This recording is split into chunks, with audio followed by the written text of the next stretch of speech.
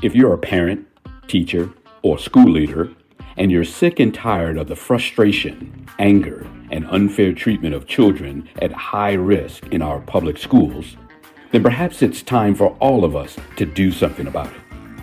In this podcast, Dr. Almitra Berry brings you tips, tools, strategies, and tactics to build successful solutions while touching, moving, and inspiring all of us to transform our schools so that every child thrives.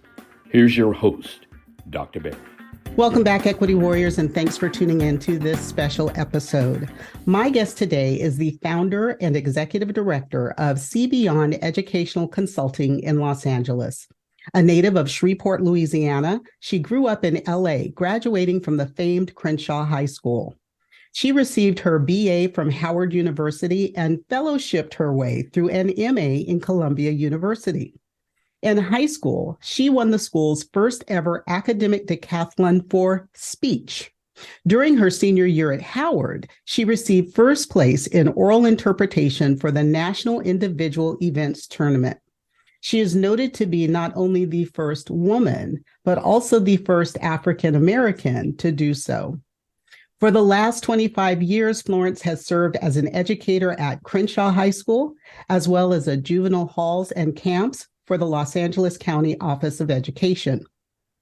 In addition to holding certifications as a literacy specialist, educational specialist, and ethnic studies educator, she is believed to be the only educator who also holds a certification as a gang intervention specialist.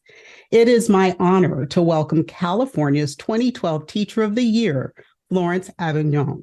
Welcome to the show, my friend. Thank you so much. It's a pleasure and an honor to be here.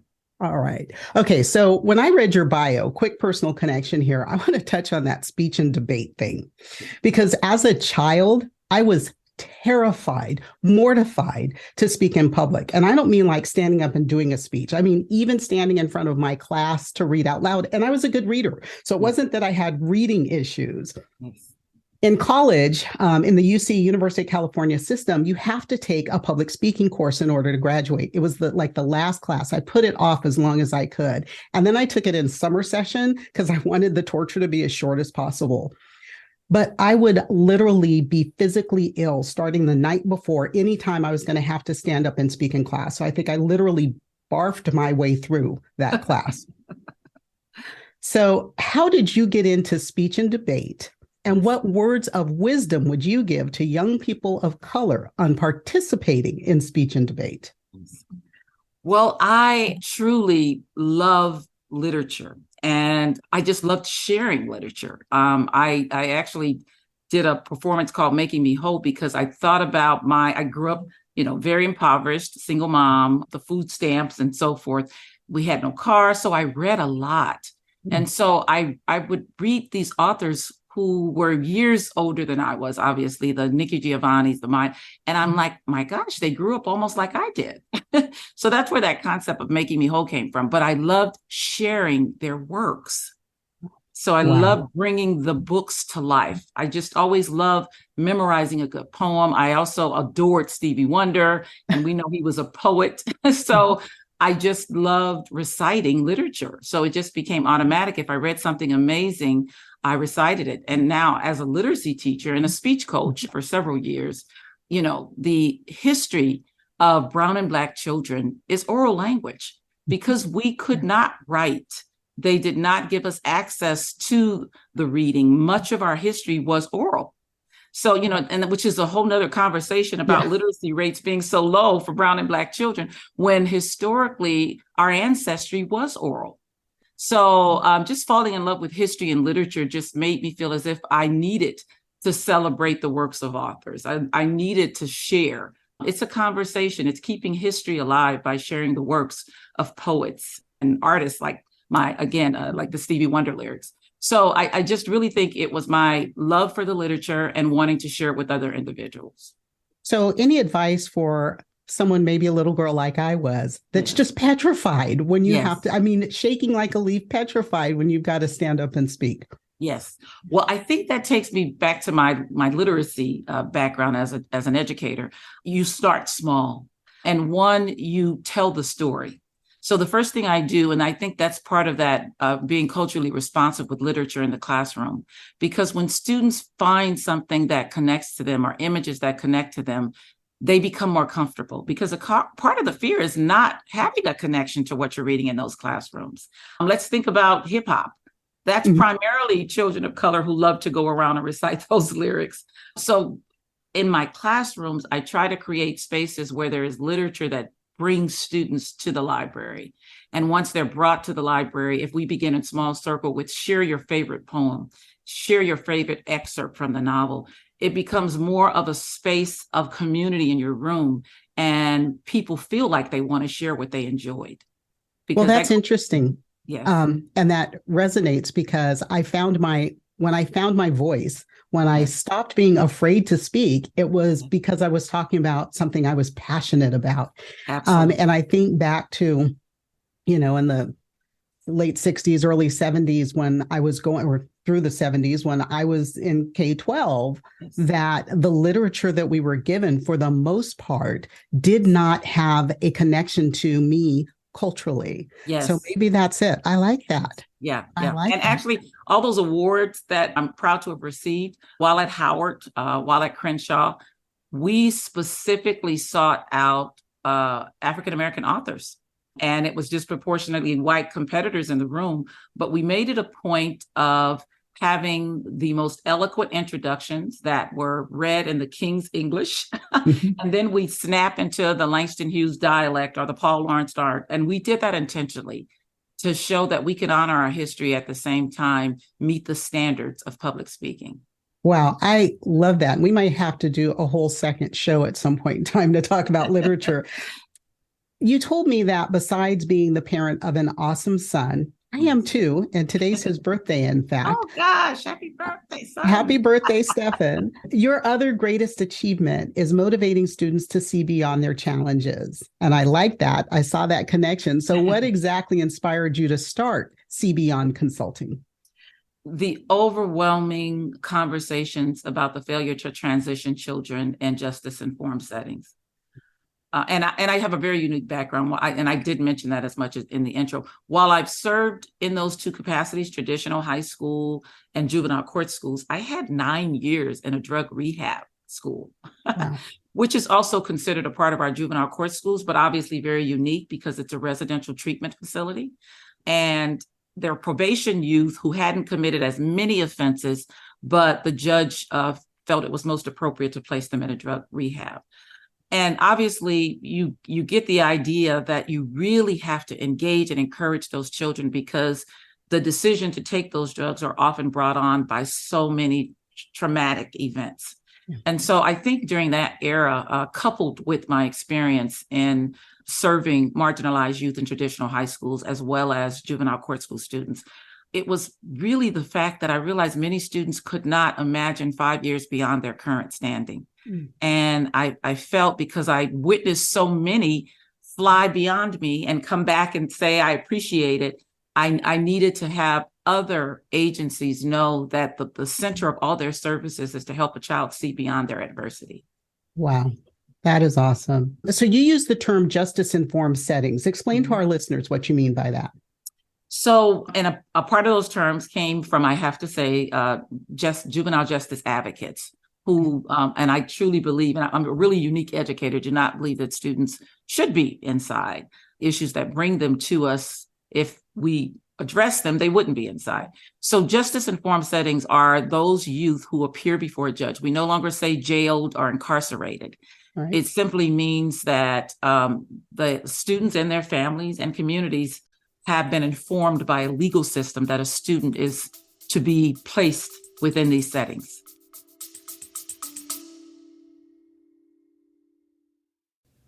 Hey there, Equity Warriors. I want to take a quick moment to share something exciting with you.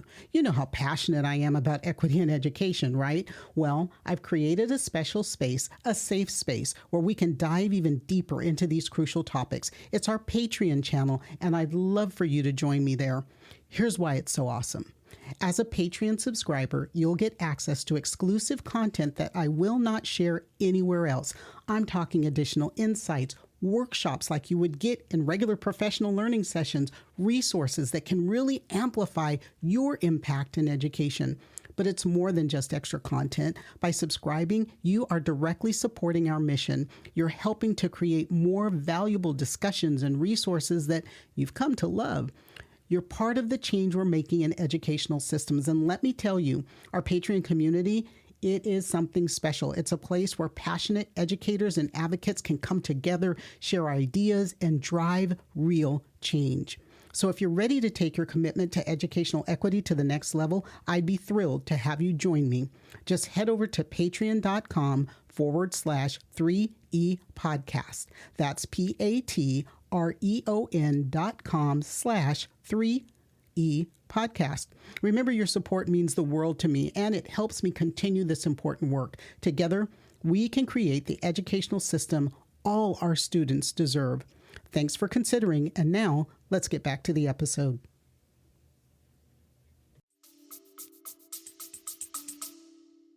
Got it. Okay. New vocabulary term for me, justice informed. I will use that from now on. Thank you. No problem. So we met at an equity conference in San Diego, and I sat in your session on suspending students and analysis of inequities. The title caught me when I was looking at all the sessions, like, oh no, I'm headed there. And literally about 5 minutes in, and I was so glad I was sitting in the front row, I said, I need her to come on my podcast. So when it was done, I was ready to pounce. I became the presenter stalker. What would you like to share with our listeners about that topic? Yes. And you know what? And I actually had to tell the organizers that it's actually called suspended students. Okay. And actually you're right. They posted it with just suspending students. But if you think of the title in its original form, you could sort of get the gist: suspending suspended students. Mm-hmm. And I'm talking about the fact that students sitting in justice-informed settings have had the ultimate suspension already, and still disproportionately within these settings, they're suspended. So they're in what we would old school, we called it when I was in high school, it was a continuation school, right? Because you couldn't keep going. Well, continuation school is really different from juvenile housing camps. Continuation schools are those students who've been out of school because they're in the public. You know, the traditional high school might have a continuation school right next to it. That means that the kids are so far behind in credits, they've been truant, that in order for them to attempt to graduate, they are placed in a continuation school. That's in the public. But students that I serve have committed some kind of crime. And or they were in their traditional high schools and they committed an expulsory act, meaning that they brought drugs. Took a gun to school, brought drugs to school. So they've been expelled or they've committed a crime, and this is their placement. This is their placement. They stand before the judge. And I must say, has me really heavy. When I began within these programs, it was thousands of kids in these settings. Now we're down to less than 1,000. It's a good thing because of the justice-involved advocates, juvenile justice advocates, which I appreciate. My concern is we still have the same recidivism. So I worry where those kids are, or if they're getting what they need, or if they're just flowing into the adult system. Okay. So are you telling me that LA County has less than 1,000 children in? Yes. In justice-informed settings. Yes. Are you kidding me? No, because so what's going on, and a part of this, and, you know, every time I utter his name, I say a prayer to that family, but a part of it is the life of George Floyd, really pressing on the issue of inequities and diversion programs and mental health issues. So what counties are doing are creating diversion programs, which means that a kid might have, so the kids that within our settings, I have to say, are more than likely in our settings because their crimes were way above the limit. All right. If we have them, and that's why it's even more challenging within our settings quite often, because the students who commit misdemeanors who would historically be in our settings, now they're referred to diversion programs. You know, that call for defund the police, which a lot of folks took incorrectly, channeled in to give some of that money to community agencies to provide the appropriate interventions. We've reduced the criminality of arresting young girls for prostitution because we often see, and more likely, they're victims. They're victims, yes. So they're Absolutely. not, so that they used to be a huge contention within our program. So that's why there's a reduction within our settings throughout Wow. the county, because the diversion programs, my only concern, and I think it's an important conversation, is the agencies who get the funding, which I truly appreciate. And I know many of them, because I also didn't even mention that I have a window of time in which I supervise nonprofits, but you wonder why there's such a recidivism rate. Yeah. If those agencies are out there, all due respect, the kids should not be in here. The school needed to do the things that would reduce the likelihood of them being in here.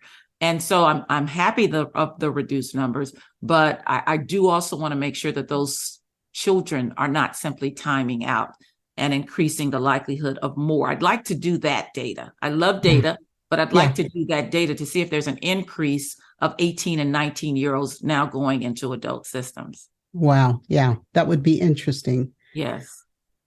I'm not going to go down there because we could. I'm literally still stuck on the fact that LA County has that. LA County is huge for, most of us in the US know LA's a big city. It's the second largest city in America. Yes. LA Unified is the second largest school district in the country. Yes. And we're talking about LA County, not LAUSD. Yes. And part of the reason I am stuck at that number is because as part of my work, I've looked at the numbers, the population of students or enrollment of students in court and community, sort of broader term, but justice-informed settings across the state of California.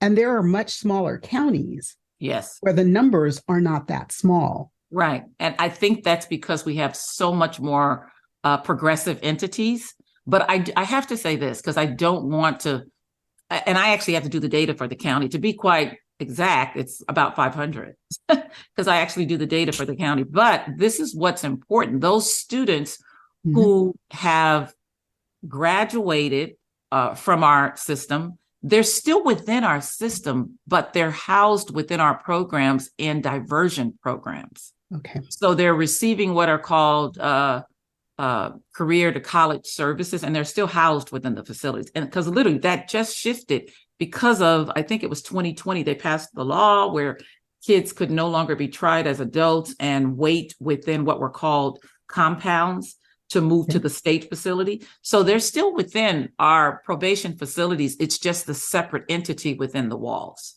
Okay. All right.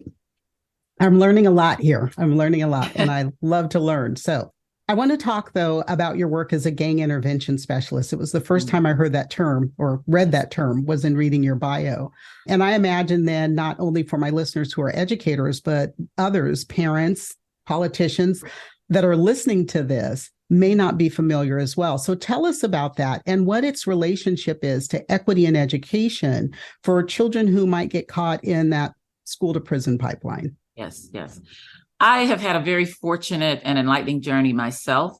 In the mid-90s, or the 90s in general, LA was besieged by gang activity. It was all over. There was even a sort of celebration in the music of gang culture, which I think has had a long-lasting impact. I say that often. And so as a result, the city's response, one of the last things that happened that influenced the creation of these programs was a young girl was killed. I don't know if anyone remembers that story. It was a national story. The family was driving through a certain community. And again, we've had a lot of gang violence occurring, a lot of shootings, but this young girl was killed in the midst of gang activity. And so the city said they had to do something. And so as a result, we had leaders specifically begin to work with law enforcement. We called it task force meetings, gang task force meetings to be explicit. So that was the district attorney's office. It was OJJDP, the Office of Juvenile Justice. And they met with city officials and some executive directors to decide what needed to be done. And they acknowledged that at some point, the only individuals who could really reach young people who were involved in gangs were individuals who had changed their life around. And that term today is used, individuals with lived experiences. Yep. And so as a result, the city sought to create prevention and intervention programs for gangs, to prevent young people from joining gangs and to intervene when we knew individuals were in gangs. And so I actually served as a senior manager for that during a window of being an educator. And I was actually the manager of the original contract to train former gang members to become gang intervention specialists. That's why I just have such a story to tell. So what that entailed was... It's like, how many jobs do you have? I mean, really? Well, I was at Crenshaw. And if you know the history of Crenshaw and gangs, and so someone asked me to serve as the school liaison to the program because the program was based out of middle schools.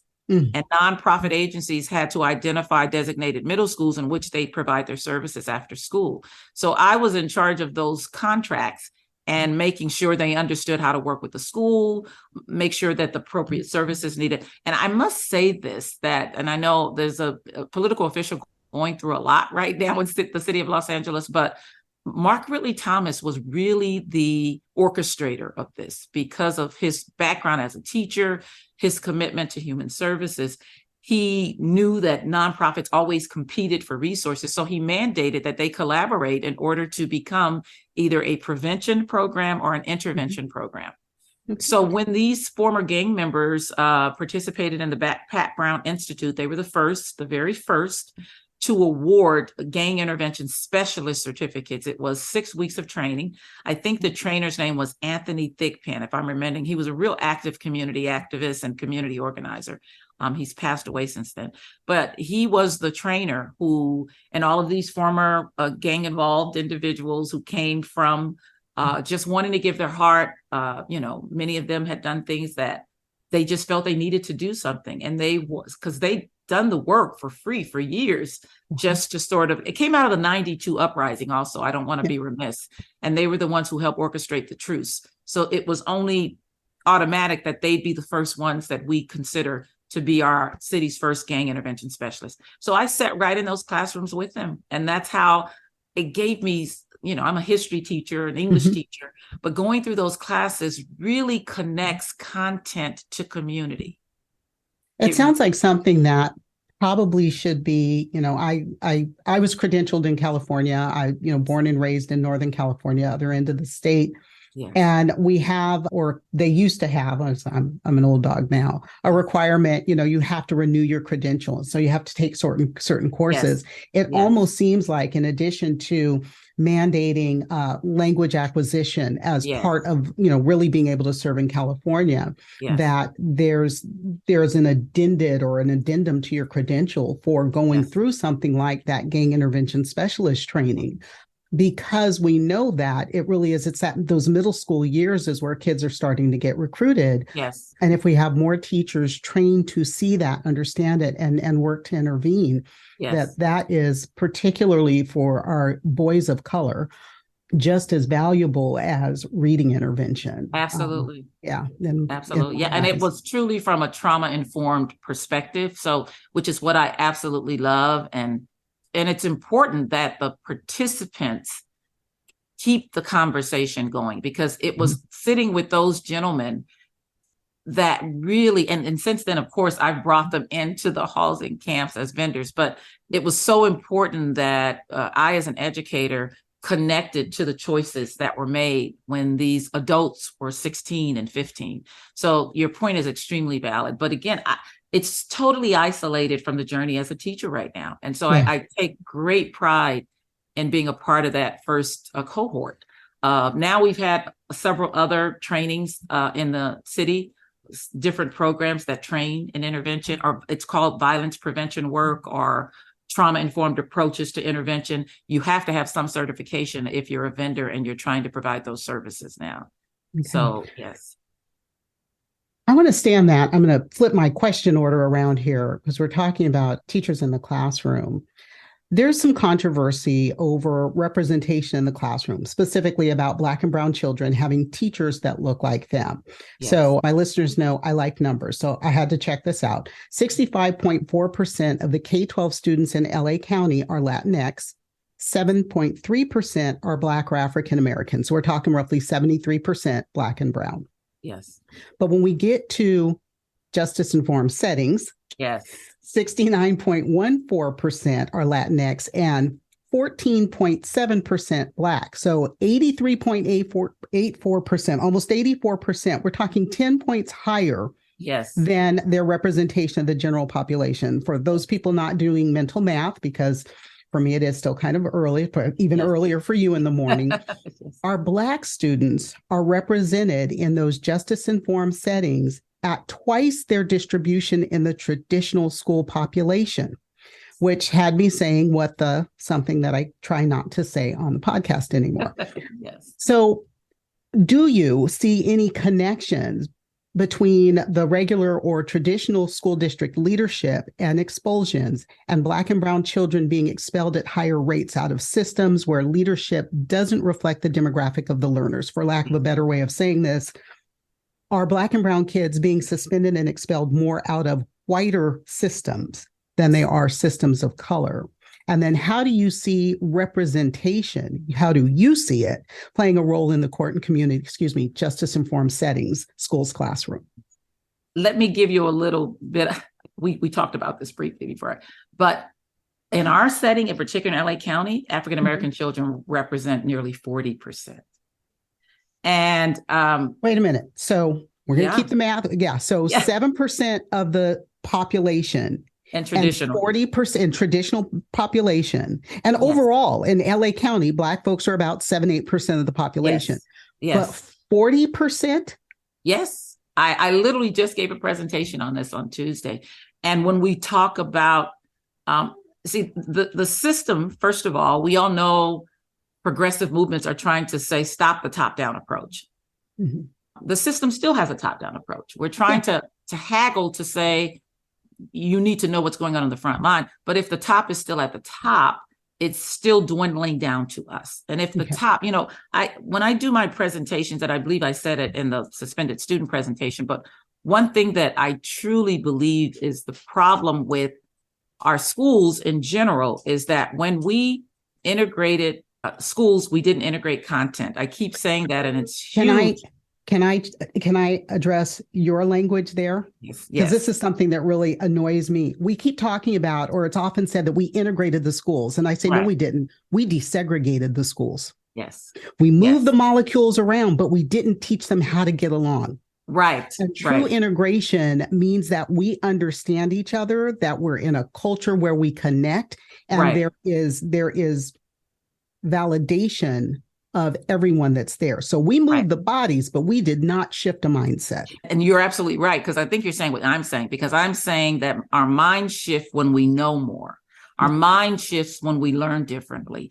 Our relationships change when we know the representation of everyone at the table. And that's why I say we didn't change content, because those things would have, if children had opened books and seen, God, African Americans did this. And the image did not just have the suburban family, but it had a diverse look at families, and so that you're absolutely right. And what I'm saying is that mindset didn't shift for the educator or the children, because what we were learning didn't integrate. What we were learning was not culturally responsive. What we were learning was not multilingual and multi-content. You see what I'm saying? So I'm saying exactly what you're saying. And as a matter of fact, it continued to perpetuate this concept of superiority and inferiority in terms of what was taught in classrooms. There's a powerful book called Choosing to See. It's beautiful. It's beautifully written. And it talks about, and specifically about math and equity, but I take its concept to equate to the question you just asked me. Do we see who we're serving honestly? And when we see who we're serving, it comes with all of the stereotypes behind who we're serving so that we can better serve them. It is not that we believe in those stereotypes, but we know that these children are coming from those paths. And it gives us a notion of coming with an asset-based approach. And so I actually just created a program in one of the camps called Choosing to See after school based on that premise. But I think it's huge that there are no managers who look like me that often in our programs. So the decisions that are made in terms of changes to curriculum or how something might be delivered or which vendors come in, and all of this has a lot to do with it. Related to what you just said, I just did this study in 2021 about when there was the least amount of suspensions occurring. It was amazing. The least amount of suspensions during a given day for 6 weeks was when community agencies were in the rooms with the teachers. All right. And community agencies are often people of color. Yeah. So kids didn't want to leave then. Kids were engaged then. Mm-hmm. So my argument was that meant that often teachers didn't understand the needs of those kids. And perhaps we needed to, and at the time, our schools only allowed the community agencies to come in after lunch because that was the elective period. So I now went on a path to have agencies sit with teachers and actually embed their content. If you're teaching English, then let's get the CBO who does creative writing to work with you. Right. And then if it works in all other areas, I think particularly like special ed, they want to push in special ed. They want to push in intervention. Why not push in that same thing? Yes. That just makes sense. Why do you segregate it out and make it an elective? Yes. It needs to be part of their regular, just connected content. Yes. And it's huge when you talk about children seeing individuals who look like them, because the reality is this country is still disproportionately white teachers. It really is. You know, when 87%. 87% of elementary teachers are white women. Yes. So even when I won Teacher of the Year, I was the only African American. You know how big California is. But so given that reality, think about the fact that those 87% of teachers did not get culturally responsive content. So then let's just face that reality. They don't know. No. Now, given the fact that they're getting federal money, it's my premise that why not place community agencies in partnership with these teachers so that even those teachers are learning? I have an answer for that, but I'm not going to go there because we'd really be down a rabbit hole. Like I said, we definitely have to have another show together. The last several, I guess it'll be more than the last several, but I recently released several episodes on disproportionality in suspensions and expulsions, policing in schools, all of that. And as I looked at the numbers and read reports of the behaviors, I was really pissed off at the blatant disproportionality of Black and brown kids, and even kids with IEPs, special education students, being taken into custody, given a record, which means anytime that somebody's called about that child, that record's going to pop up for things that are normal developmental behaviors, things that should be handled in the classroom by the teacher, or at the very least through some restorative practices at the school site. Yes. What should we be doing? Yes. I love this question. Well, so first of all, I have to point out that my data in regards to the representation of African-American children, I'm sure you already know, there's already a disproportionate amount of African-American children who are also special ed. Right. So when we talk about the percentage of special ed children within juvenile, that's a whole nother level. Huge. The traditional percentage is 12%. We're about 9 times that. And the true rate of special ed, of cognitive impairment, is only about 2.5%. Yes. So if only 2.5% of our kids are truly cognitively impaired, why are 14 to 20% being referred? It's teaching.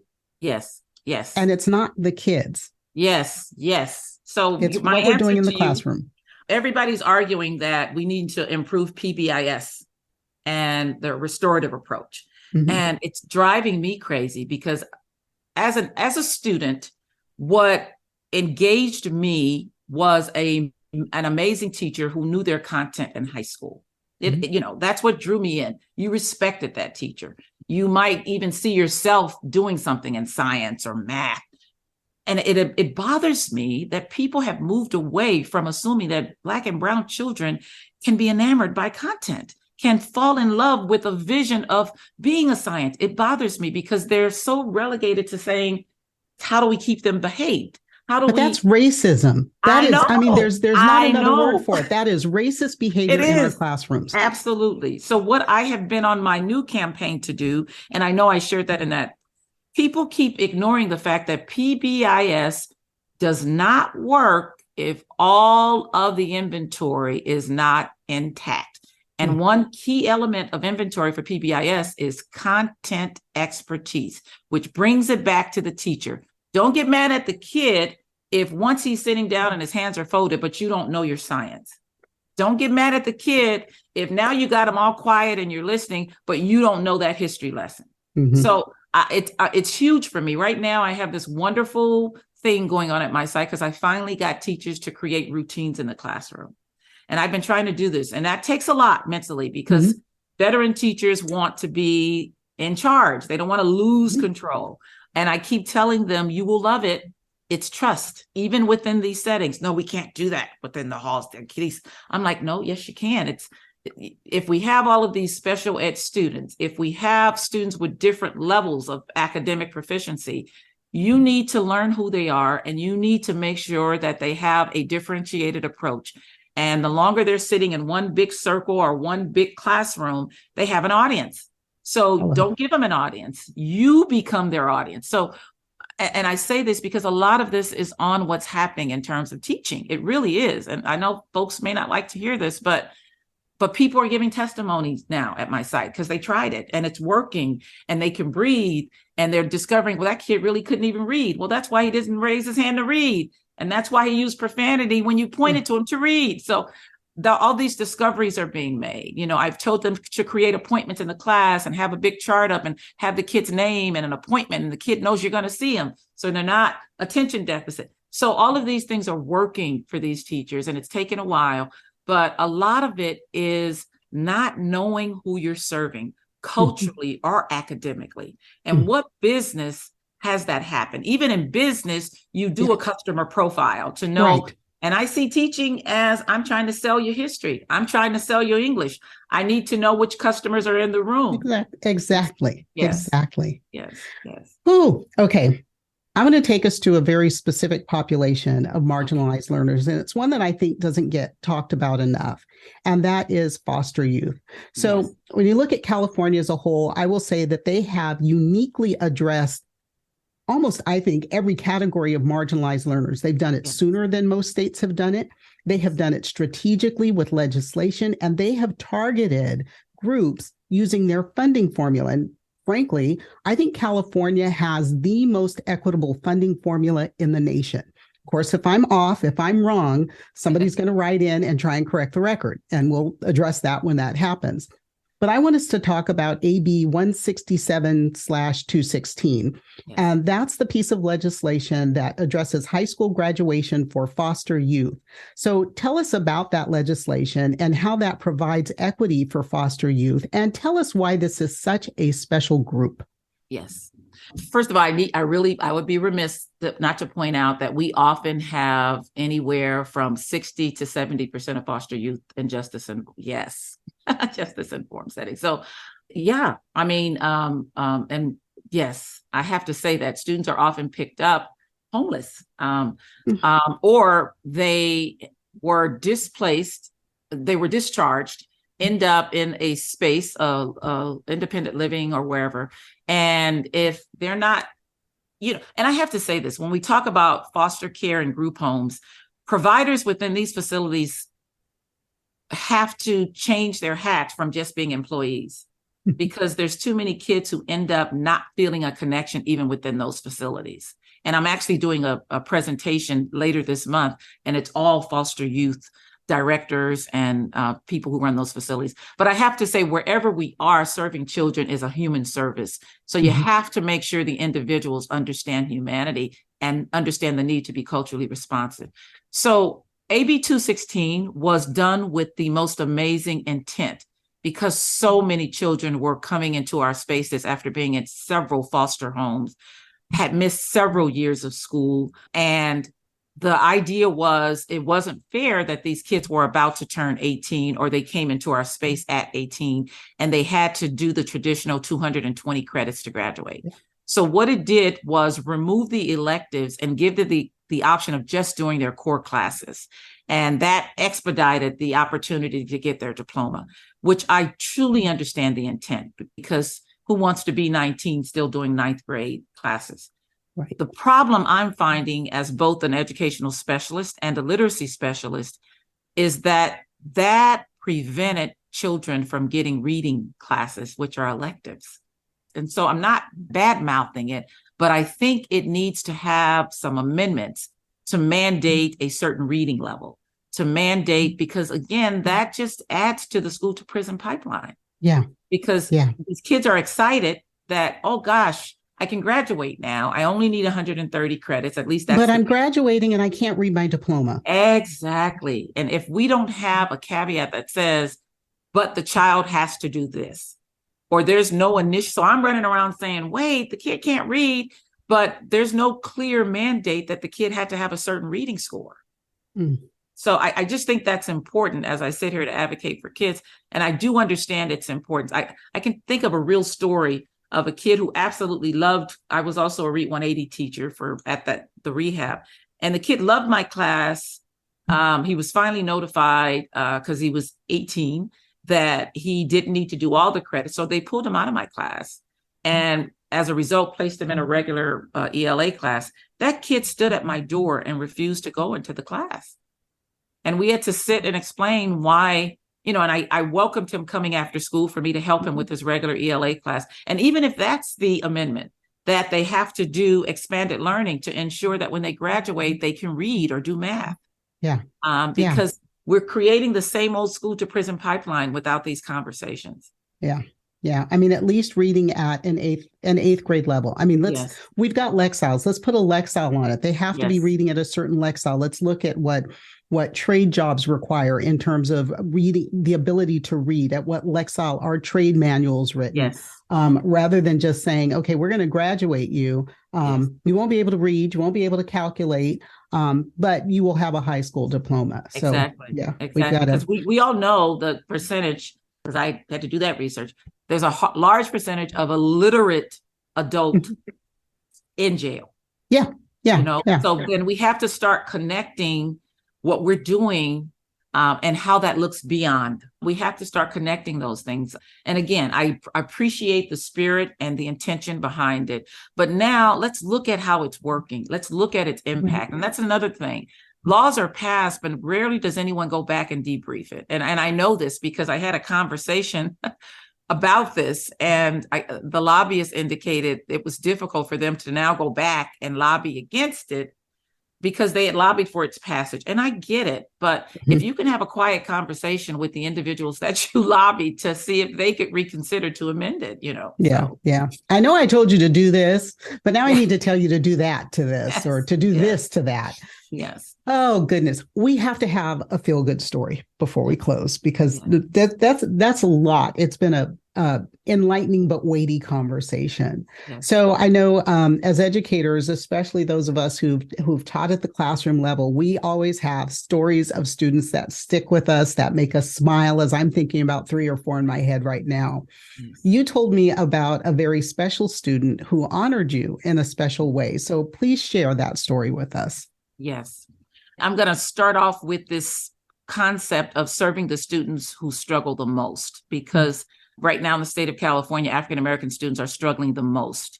And the initiative is if you target that population, all students benefit, because whatever strategies you come up with to improve their academic achievement, everyone benefits. And I say that as a precursor because this young man, David Flores, and I know he won't mind me saying his name, came to me after spending several years in foster care placement because Mexican-American child, and both moms and dad had mom first because she had a drug issue, and then dad had eventually abandoned him and he was left to the system and raised in the system by primarily African-American guardians and parents. And I met him at a time where his primary guardian, an African-American woman, passed away. And so, of course, he was going through a lot, and it was manifested in his daily life in high school. So as a result, he was moved from his high school and moved to Crenshaw when I was at Crenshaw. And he sat in the midst of mainly African-American children. And because my classroom is always a village, always there's more alike than different, always let me hear your voice. And yes, you'll have choice. And I have this tendency to call students my love. That's a Southern tendency. Yes, my love. Yeah. And you told me 20 something years later, that's what made him feel a part of the village. But his story is that he finished from Crenshaw, found new friends at Crenshaw, found himself a part of a village at Crenshaw, got into some other trouble when he left. I ended up advocating for him. And it was a decision he made based on someone else. He ends up meeting the father who abandoned him, ends up going to UCLA, graduating magna cum laude, doing his master's thesis on resilience while volunteering in my justice-informed setting, using my kids as the examples of resilience. And now he works at UCLA. And wow. So I share that story. And the big one, I had no idea, and does a TED Talk and features me. That is amazing.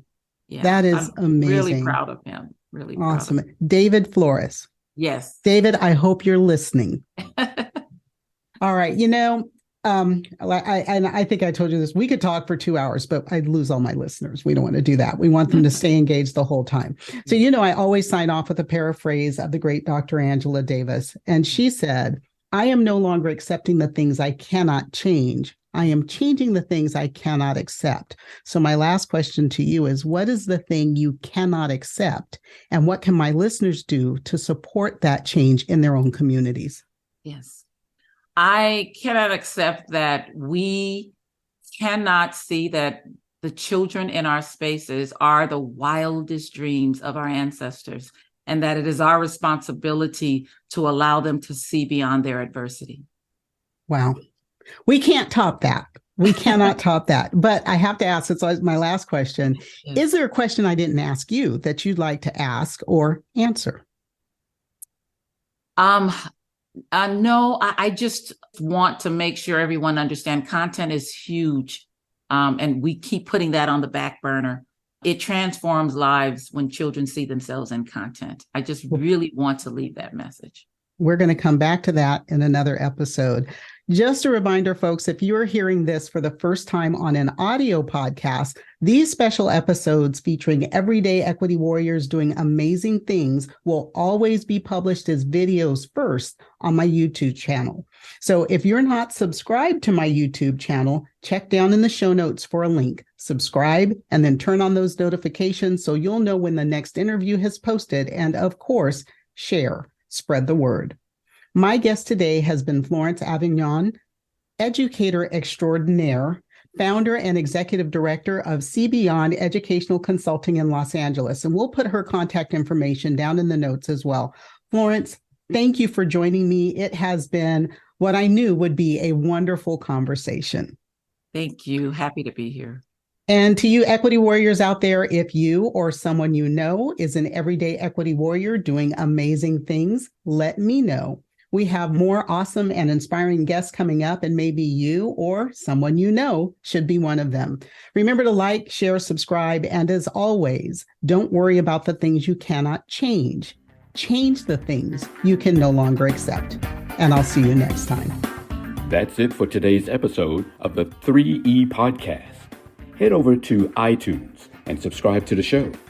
One lucky listener every single week that posts a review on iTunes will win a chance in a grand prize drawing to win a $25,000 value private VIP day with Dr. Berry herself. Be sure to head over to 3epodcast.com and pick up a free copy of Dr. Berry's gift. Then join us on the next episode.